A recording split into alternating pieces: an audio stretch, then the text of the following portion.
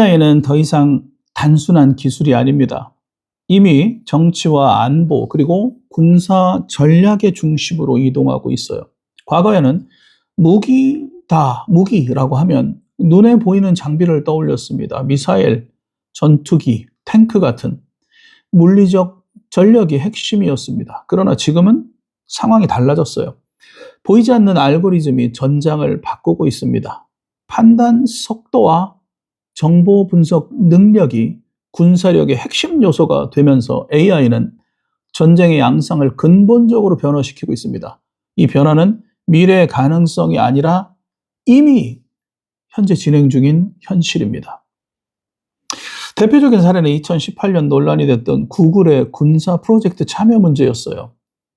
당시 미국 국방부는 드론 영상 분석을 자동화하기 위해 프로젝트 메이븐이라는 프로그램을 추진했습니다.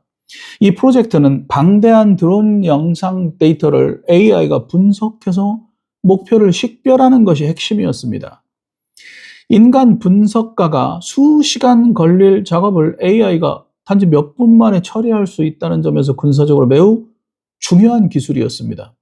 그러나 구글 내부 직원 수천 명이 이 프로젝트가 군사적 목적에 사용될 수 있다는 이유로 반대 서명을 제출했고 논쟁이 확산되었습니다. 결국 구글은 참여를 철회했지만 프로젝트 자체는 중단되지 않았고 다른 기업들이 참여하면서 군사 AI 개발은 계속 진행됐습니다. 이 사건은 민간 기술 기업과 군사 목적 사이의 경계가 이미 무너지고 있음을 보여준 대표적인 사례입니다. AI가 실제 전쟁에 활용된 사례도 이미 등장했지요. 우크라이나 전쟁에서는 드론과 위성 데이터를 AI로 분석해 목표를 식별하고 공격 효율성을 높이는 기술이 활용되었습니다. 드론 영상에서 차량 이동 패턴을 분석하고 병력 위치를 추정하는 기술이 실전에서 사용되면서 전쟁의 속도와 정확성이 크게 달라졌습니다. 과거에는 정보 분석에 시간이 필요했지만 AI는 실시간 분석이 가능해졌습니다. 이는 전투 결정 속도를 단축시키고 작전 수행 방식을 변화시켰습니다. 정보가 곧 무기라는 개념이 현실화된 것입니다. AI 군사화 논쟁은 자율 공격 시스템 문제로 이어지고 있습니다. 2020년 리비아 내전에서는요, AI 기반 드론이 인간의 직접 명령 없이 공격했을 가능성이 제기되면서 큰 논란이 됐었습니다. 자, 이 사례는 완전히 검증된 자율 공격으로 단정되지는 않았지만 AI가 인간 개입 없이 목표를 추적하고 공격할 수 있는 기술 단계에 접근했음을 보여줬습니다. 이는 군사윤리 문제와 직결됩니다. 인간이 공격 결정을 내리지 않는다면 책임은 누구에게 있는지에 대한 질문이 제기될 수밖에 없어요. 개발자, 군 지휘관, 국가 중 누구도 명확히 책임을 지기 어려운 구조가 형성될 수 있기 때문입니다. AI 군사화가 가져오는 가장 큰 변화는 전쟁의 속도입니다. 과거 전쟁은 정보 수집과 판단에 시간이 필요했습니다. 그러나 AI는 데이터를 즉시 분석하고 그 결정을 보조합니다. 이는 작전 수행 속도를 극적으로 높입니다. 상대보다 빠르게 판단하는 것이 곧 승리 조건이 되는 구조입니다. 두 번째 변화는 전쟁 방식입니다. 병력 규모보다 정보 처리 능력이 중요해지고 있습니다. 드론과 AI가 결합하면서 소규모 병력도 큰 전력을 발휘할 수 있게 됩니다. 세 번째 변화는 책임 구조입니다. 인간이 아닌 알고리즘이 판단에 참여할 경우 오판 발생 시에 책임 소재가 역시 불분명해집니다. 이 문제는 아직 국제적으로 합의된 기준이 없어요.